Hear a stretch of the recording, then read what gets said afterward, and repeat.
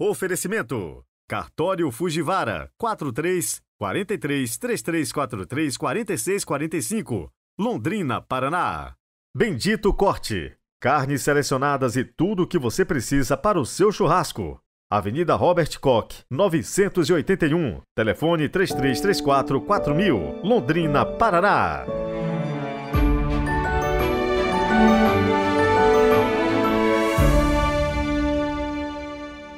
Olá, bom dia! Hoje é sexta-feira, 1º de setembro de 2023, mês da Bíblia, também primeira sexta-feira do mês, a devoção ao Sagrado Coração de Jesus. Tem alguém aí que participa do apostolado da oração? Diga para mim aí nos comentários.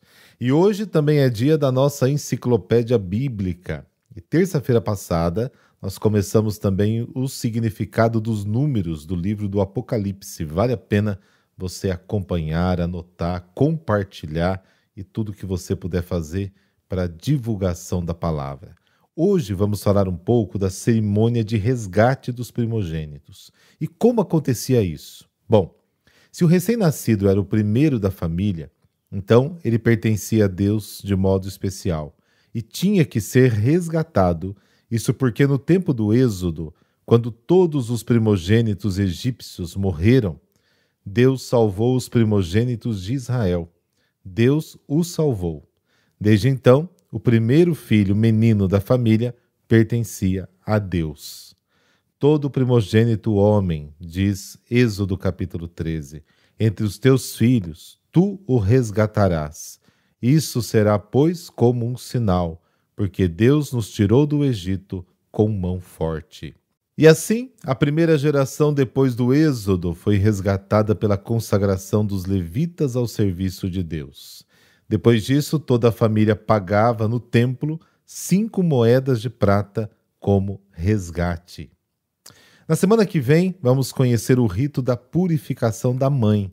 Lembra que Nossa Senhora também foi ao templo para realizar este rito? Até hoje, celebramos a festa da purificação de Maria. E não se esqueça que este conteúdo também está disponível lá no Instagram, padre.heriberto. Rezemos juntos!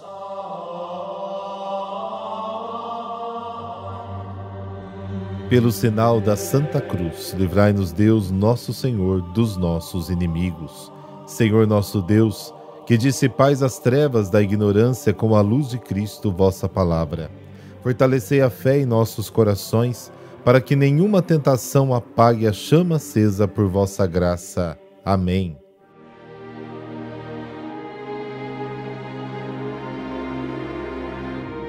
Mateus, capítulo 25, versículos de 1 a 13. O Senhor esteja convosco, Ele está no meio de nós. Proclamação do Evangelho de Jesus Cristo segundo Mateus. Glória a vós, Senhor. Naquele tempo disse Jesus aos seus discípulos esta parábola. O reino dos céus é como a história das 10 virgens que pegaram suas lâmpadas de óleo e saíram ao encontro do noivo. 5 delas eram imprevidentes e as outras 5 eram previdentes. As imprevidentes pegaram as suas lâmpadas, mas não levaram óleo consigo. As previdentes, porém, levaram vasilhas com óleo junto com as lâmpadas. O noivo estava demorando e todas elas acabaram cochilando e dormindo. No meio da noite ouviu-se um grito: o noivo está chegando, ide ao seu encontro.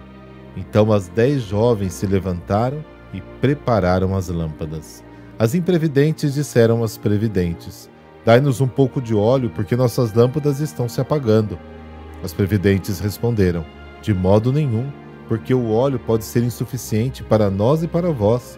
É melhor irdes comprar aos vendedores. Enquanto elas foram comprar óleo, o noivo chegou. E as que estavam preparadas entraram com ele para a festa de casamento, e a porta se fechou. Por fim chegaram também as outras jovens e disseram: Senhor, Senhor, abre-nos a porta. Ele, porém, respondeu: em verdade eu vos digo, não vos conheço. Portanto, ficai vigiando, pois não sabeis qual será o dia, nem a hora. Palavra da salvação. Glória a vós, Senhor.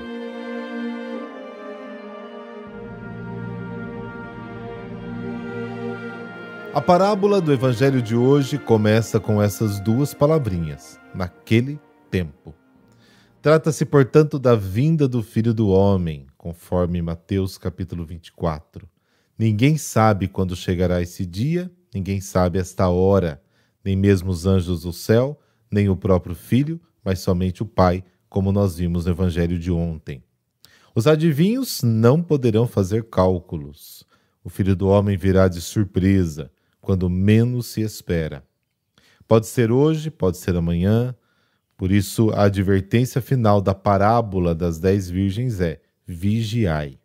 As 10 moças devem estar preparadas para qualquer eventualidade. As 10 virgens preparam-se para esperar o noivo. A parábola começa assim: o reino dos céus é semelhante a 10 virgens que pegaram as suas lâmpadas e saíram ao encontro do noivo. São uma espécie de madrinhas que tinham que acompanhar o noivo na festa de casamento.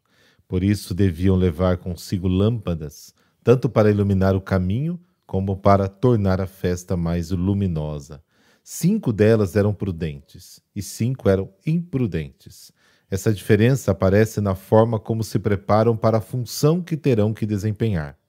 Juntamente com as lamparinas acesas, as mulheres cautelosas trouxeram óleo de reserva, preparando-se para qualquer eventualidade. As insensatas trouxeram apenas as lamparinas e não pensaram em levar um pouco de óleo de reserva. O noivo está atrasado. Ele não especificou a hora da chegada. Enquanto esperam, as meninas adormecem, mas as lâmpadas continuam consumindo óleo e vão se apagando aos poucos. De repente, no meio da noite, ouve-se um grito: o noivo está chegando, vá ao seu encontro. Todas acordam e começam a preparar as lâmpadas que já estavam se apagando. Elas tiveram que colocar o óleo da reserva para evitar que as lâmpadas se apagassem. E só agora é que algumas delas percebem que deveriam ter trazido óleo extra. Foram pedir às prudentes: dá-me um pouco de azeite para nós, porque as nossas lâmpadas estão se apagando. As prudentes não puderam atender ao seu pedido, porque naquele momento o importante não era que as prudentes dividissem o seu óleo com as outras, mas que estivessem prontas para acompanhar o noivo ao local da festa.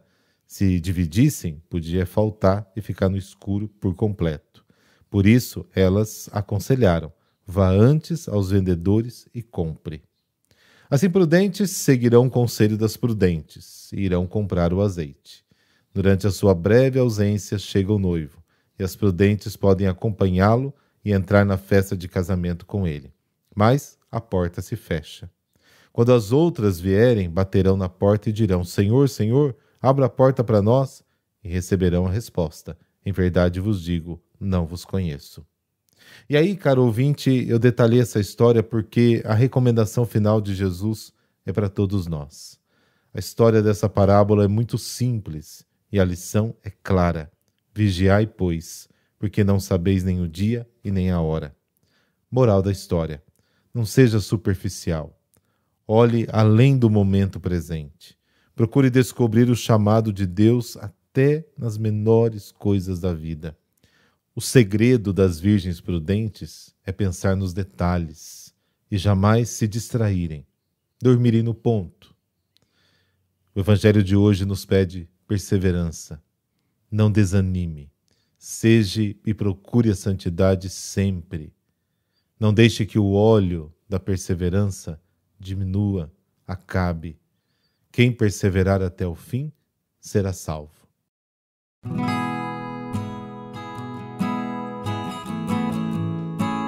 E hoje nós temos a alegria de celebrar a serva de Deus e mártir Isabel Cristina Mrade Campos, virgem e pura. Sabe da onde? Aqui do Brasil. Isabel Cristina nasceu no dia 29 de julho de 1962 em Barbacena, Minas Gerais. Filha de José Mendes Campos e Helena Mrade Campos. Com o desejo de fazer medicina, foi para Juiz de Fora em 1982 para se preparar em um curso de pré-vestibular. Estudava, namorava, participava de festas, mas tinha uma vida de oração e sonhava ser pediatra para ajudar crianças carentes. Era sensível, sobretudo com os mais pobres, idosos e crianças, o que certamente aprendeu na família, que era vicentina. Na época, seu pai era presidente do Conselho Central de Barbacena. Fez parte do grupo de jovens da Sociedade de São Vicente de Paulo, onde um diretor espiritual lhe transmitiu a espiritualidade dos cursílios de cristandade e também dos vicentinos. Além disso, frequentava o mosteiro da Visitação, praticava oração familiar, confessava-se regularmente e participava de campanhas organizadas pelos vicentinos. No dia 1º de setembro de 1982, um homem foi montar um guarda-roupa no pequeno apartamento para onde se mudara com seu irmão e tentou violentá-la. Isabel ficou incomodada com a atitude intrusiva do jovem, tanto que ficou rezando o tempo todo enquanto estava montando os móveis, como ela mesma relatou a familiares e amigos. Ao oferecer resistência, recebeu uma cadeirada na cabeça, foi amarrada, amordaçada e teve suas roupas rasgadas. Como continuou a resistir, foi morta sem piedade com 15 facadas. Um crime cruel que abalou a família e todos que tomaram conhecimento do caso. Pelo que emerge da autópsia, ela resistiu a esse ataque, mantendo sua virgindade intacta.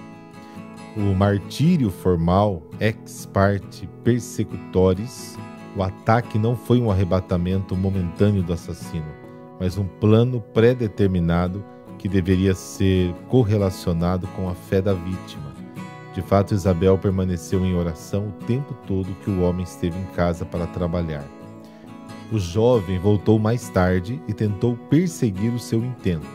Isabel Cristina também se opôs fisicamente, impedindo a violação. Quanto ao martírio formal ex parte victime, o sacrifício de Isabel foi consequentemente ao exercício da castidade que habitualmente a caracterizava. A forma como foi morta, mas sobretudo como viveu, motivou um grupo de pessoas a entrar com um pedido do processo para sua beatificação. A solicitação foi aceita por Roma no dia 26 de janeiro de 2001, em Barbacena. Foi instalado o processo quando Isabel Cristina recebeu do Vaticano o título de serva de Deus. A causa foi conduzida por um tribunal eclesiástico instituído por Dom Luciano.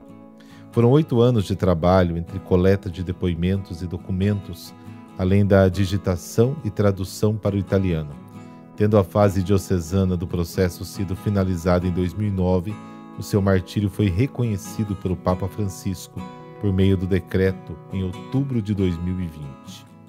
O anúncio da data da beatificação, que era aguardada com grande expectativa em toda a Arquidiocese de Mariana, foi confirmada no dia 22 de junho de 2022 pelo postulador da causa de beatificação da Venerável, Dr. Paulo Vilota, em carta ao arcebispo metropolitano Dom Ayrton José dos Santos. A serva de Deus Isabel Cristina Amrá de Campos foi beatificada no dia 10 de dezembro de 2022 em Barbacena, Minas Gerais, em celebração solene com o rito de beatificação presidida pelo prefeito do Discatério da Causa dos Santos, cardeal Marcello Semerano. O fato de Isabel Cristina ter sido batizada e feita a primeira comunhão na matriz da piedade pela ligação afetiva de seus pais com a paróquia, para facilitar a visitação, decidiu-se que seus restos mortais ficariam no Santuário da Piedade.